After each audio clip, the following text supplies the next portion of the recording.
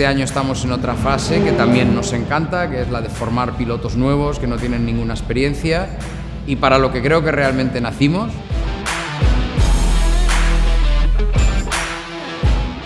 Me llamo Álvaro García, tengo 16 años, soy de Valencia y este año correré la Fórmula 4 española con Fórmula de Campeones. Mi objetivo para esta temporada es aprender lo máximo posible y obtener los mejores resultados que pueda. El proyecto Fórmula de Campeones para el circuito significa una diferenciación respecto a cualquier otro circuito que yo conozca, ¿no? Tener un centro de tecnificación del motor, de 4 ruedas en este caso, ayudar a los pilotos más jóvenes y al talento joven a que pueda hacer su transición desde el karting hasta el mundo de los fórmulas y además hacerlo poniendo el foco en el talento y no tanto en los recursos que pueda tener el piloto o su familia y su entorno, pues me parece una característica única y muy bonita, ¿no? Lo más importante para una marca que apoya un proyecto de este tipo es encontrar unos valores que puedan identificar a esa marca. Valores como el compromiso, el trabajo, el esfuerzo, la constancia,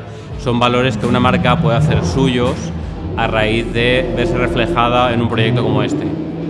Formula de Campeones has a very unique location. They're based on the track with all the facilities within reach. Me llamo Max Mayer, tengo 16 años, vivo en Torrevieja, Alicante y estoy corriendo con Fórmula de Campeones en la F4 española. El principal objetivo sería mejorar durante todo el año. Creo que podríamos llegar a ser un equipo muy top. Bueno, pues este año la verdad es que estoy muy expectante porque el coche es nuevo, que es un reto importante porque es nuevo para todos los equipos. El coche de este año en general es más grande, es un poco más pesado, pero eso se suple con el motor que tiene más potencia. También tiene más carga aerodinámica y pese a llevar el mismo neumático que el año pasado, en curvas rápidas sobre todo tenemos bastante más agarre.